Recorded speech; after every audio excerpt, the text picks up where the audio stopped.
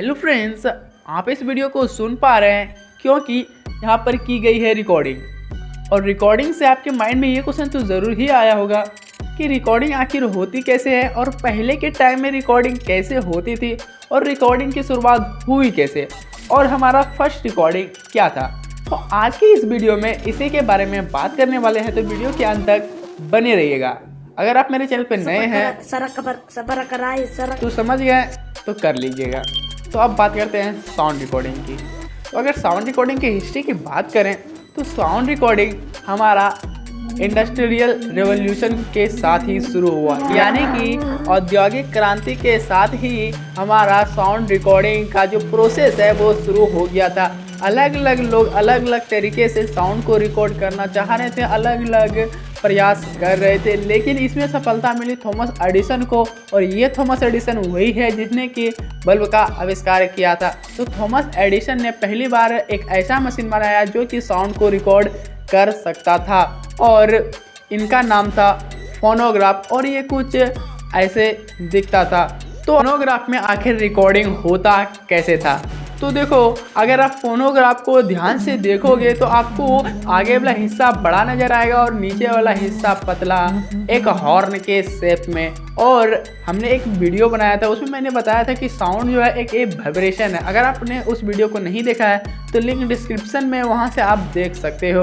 तो हमारा साउंड क्या है? एक वाइब्रेशन है। जब हम आगे बोलते हैं तो हमारा वाइब्रेशन नीचे की ओर जाता है और स्पेस कम होने के कारण हमारा वाइब्रेशन काफ़ी ज़्यादा स्ट्रॉन्ग हो जाता है। और स्ट्रॉन्ग वाइब्रेशन को एक सुई में ट्रांसफ़र कर दिया जाता है जिसको बोलते हैं स्टाइलस। और ये स्टाइलस जो है वो सिलेंड्रिकल वैक्स के ऊपर साउंड की वाइब्रेशन को क्रिएट करता है। जैसे कि आप वीडियो में देख सकते हैं, ऐसे ही साउंड की वाइब्रेशन उस पर सिलेंड्रिकल वैक्स पे क्रिएट होती है और फिर वापस से इसको सुनने के लिए सिलेंड्रिकल वेव को रीसेट कर दिया जाता है जैसे कि वो शुरू में था। और वापस से उसको हम सिलेंड्रिकल वैक्स को घुमाएं जिस स्पीड से हमने रिकॉर्ड किया था, तो हमें जो हमने रिकॉर्ड किया था वो हमको बड़ा आसानी से सुनने को मिल सकता है, जैसे कि आप इसमें देख ही सकते हैं। तो यानी कि फोनोग्राफ जो है उसमें ना तो कोई स्पीकर की ज़रूरत पड़ी, ना ही कोई माइक की ज़रूरत पड़ी। एक मैकेनिकल सिस्टम था, यानी कि जिससे हम बोलते थे उसी से हमको आउटपुट सुनने को मिलते थे। इसके बाद आया हमारा मैग्नेटिक टेप रिकॉर्डिंग सिस्टम। ये सिस्टम जो है वो इससे काफ़ी ज़्यादा अलग था और यह सिस्टम आने के बाद रिकॉर्डिंग के क्षेत्र में काफ़ी ज़्यादा चेंजेस आए। तो मैग्नेटिक टेप कुछ ऐसा दिखता है जो कि आप सब देखे ही होंगे। अगर आप नहीं देखे हैं तो मूवी या फिर सीरियल वगैरह में आपने ज़रूर देखा होगा कि इसको डालकर म्यूजिक बजाया जाता था। तो मैग्नेटिक टेप में आखिर रिकॉर्डिंग कैसे किया जाता था? तो मैग्नेटिक टेप जो है उसमें मैग्नेट के आयंस होते थे।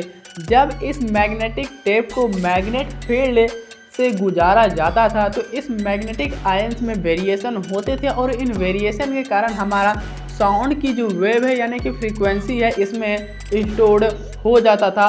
तो इस तरह से करके मैग्नेटिक टेप में साउंड को रिकॉर्ड किया जाता था और जिस प्रोसेस से हमने रिकॉर्ड किया उसी प्रोसेस से हम लोग वापस गुजारें तो वहाँ से हमें आउटपुट सुनने को मिल सकती है। तो इस तरह से करके साउंड को मैग्नेटिक टेप में रिकॉर्ड किया जाता था।